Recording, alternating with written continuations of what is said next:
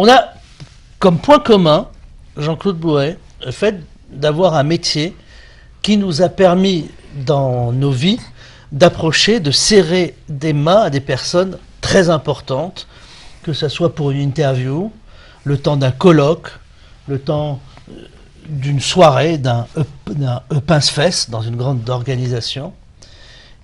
Et je n'ai jamais pincé de fesses. Et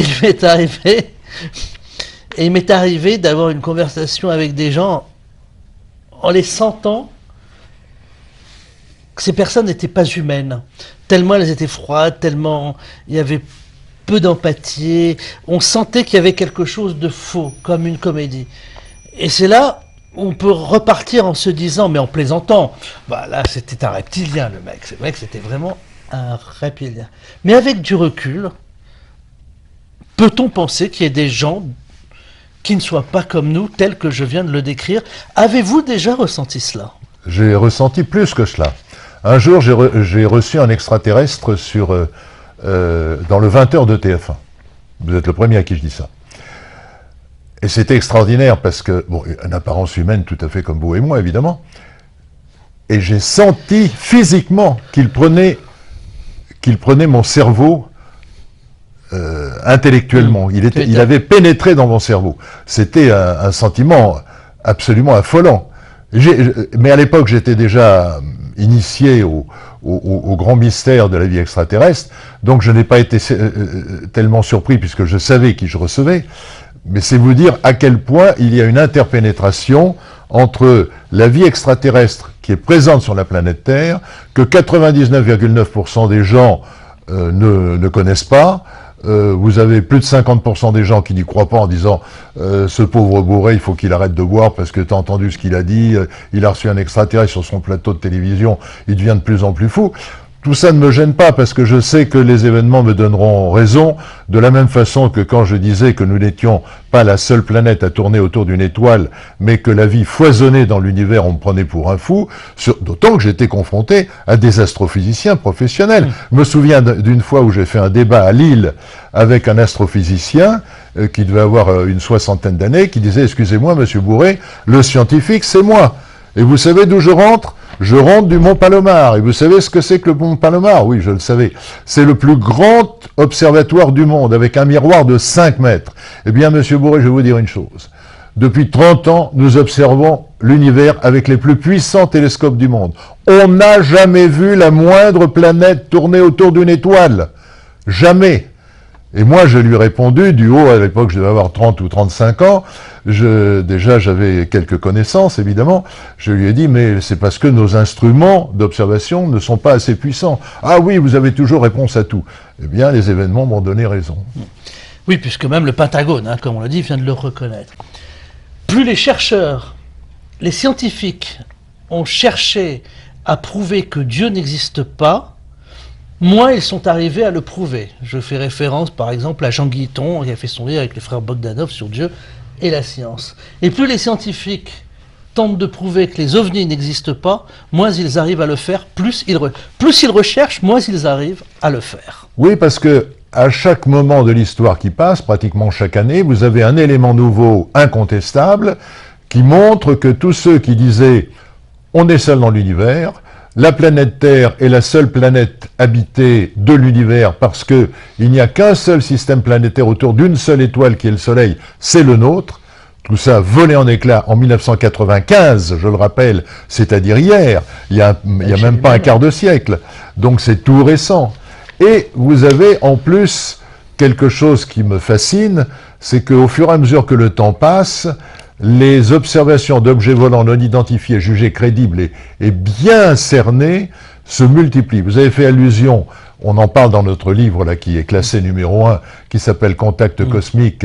2004, le porte-avions nucléaire américain Forrestal fait décoller une patrouille de F-16 parce qu'avec le radar, il détecte quelque chose de bizarre. La patrouille arrive, on est en plein jour. Le pilote voit au-dessus de la mer un espèce de cylindre qui fait une dizaine de mètres de longueur, qui n'a pas d'aile, pas d'hélice, et ça bouillonne sous la mer. qu'est-ce que c'est que ce truc-là? Alors ils se mettent en piqué comme ça, ils vont voir la mer, et le cylindre part à toute vitesse, et il fait 150 km en 2 secondes. Donc des vitesses absolument hallucinantes. Et à un moment donné, parce que la poursuite dure 24 heures en pointillé, avec les détections radar qui dit « Ah ben tiens, ça y est, il est là, toc, on fait décoller 2 avions, on va voir ». D'ailleurs, il y a un des pilotes qui dit « Oh putain, j'aimerais bien piloter un truc comme ça, parce que ça a des performances absolument hallucinantes ». Et vous avez un film qui a été fait, qui a été publié il n'y a pas longtemps. Et il y a quelques... Qui a été authentifié. Qui a été authentifié à la fin de l'année 2019. Nous sommes au mois d'octobre 2019. Il a été authentifié au mois de septembre 2019, ce film. Le Pentagone a dit, oui, nous reconnaissons que ce sont des images authentiques. Nous ne savons pas ce que c'est. Nous ne savons pas ce que nos avions de chasse, à plus de 2000 km/h, ont poursuivi, sans pouvoir rattraper d'ailleurs. Donc, vous avez là un cas qui est béton. Mais vous dites ça aux gens... Oui, bon, puis ils disent, c'était quoi le résultat de PSG-OM hier soir? Tu as vu la télé-réalité sur telle chaîne? Oh là là, qu'est-ce qu'elle lui a mis, la fille, et tout.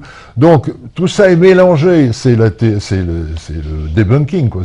C'est la façon de faire en sorte que les gens ne réfléchissent pas aux vrais grands problèmes de la vie.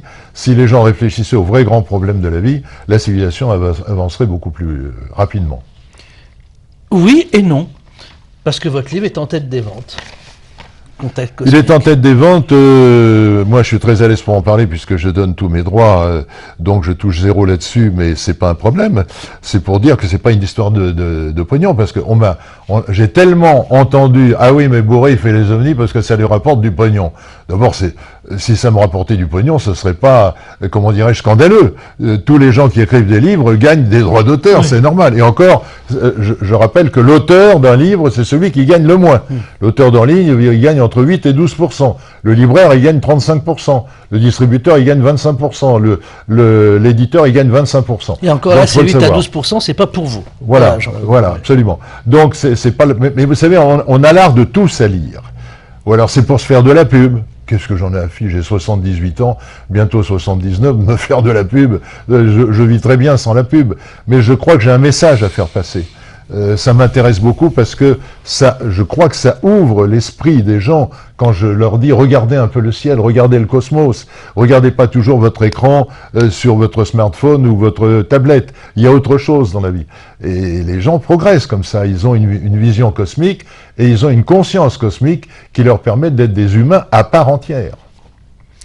J'ai mon interprétation sur ce que vous venez de dire, c'est que le sujet que nous venons d'évoquer, Jean-Claude Bourré, est sans doute celui qui est de plus important sur Terre. Parce qu'en fait, je le mettrai de la même manière que la philosophie, que la spiritualité. C'est ce qu'il y a de plus important. C'est ce qui fait que nous sommes hommes ou femmes, ce que nous vivons, ce que nous pensons, ce que nous réfléchissons. Et comme d'habitude, ce qui est de plus important, parce que c'est ce qu'il y a de plus important, nous ne voulons pas le voir en face. Nous ne voulons pas le voir en face, et puis, je vais vous ajouter quelque chose. La prière. Moi, quand j'étais petit, je priais énormément. Quand j'avais 7 ans, 8 ans, 9 ans, j'allais au catéchisme, et je me souviens même que j'avais prié, je récitais des centaines de fois le Notre Père, le Je vous salue, en disant, peut-être que quand je serai vieux, je ne prierai pas, et donc je fais une provision de prière maintenant pour quand je serai vieux, que je ne prierai pas, pour que tous les jours, je récite au moins un Je vous salue, un Notre Père. C'était mignon, si vous voulez. Mais ce que les gens ne comprennent pas, c'est que quand ils prient Dieu, quelle que soit leur religion, c'est pas Dieu qu'ils prient, c'est leur propre esprit. Quand ils disent « Notre Père qui êtes aux cieux », etc., oui, il y a un créateur qui est pas aux cieux, mais qui est partout autour de nous, y compris dans nos propres atomes. Et nous sommes une parcelle de la magnificence divine. Nous sommes une partie du créateur. Donc quand on prie Dieu, on se prie soi-même. Mais vous n'inventez rien, ça s'appelle l'Esprit Saint. Non? Mais j'ai toujours vu votre auréole c'est l'Esprit Saint, clignoter au-dessus de votre tête. N'est-ce pas la définition, finalement? Oui, l'Esprit Saint, mais qui peut se vanter d'avoir l'Esprit Saint? Qui nous accompagne partout, cet Esprit Saint qui est un peu cette fusion. C'est un mélange entre l'ADN et la conscience. Voilà. Contact cosmique. Merci Jean-Claude Bourré de nous avoir parlé de votre dernier livre avec Jean-Pierre Petit. Le livre s'appelle Contact cosmique et il est publié aux éditions Trédaniel. Merci à tous. Merci à vous.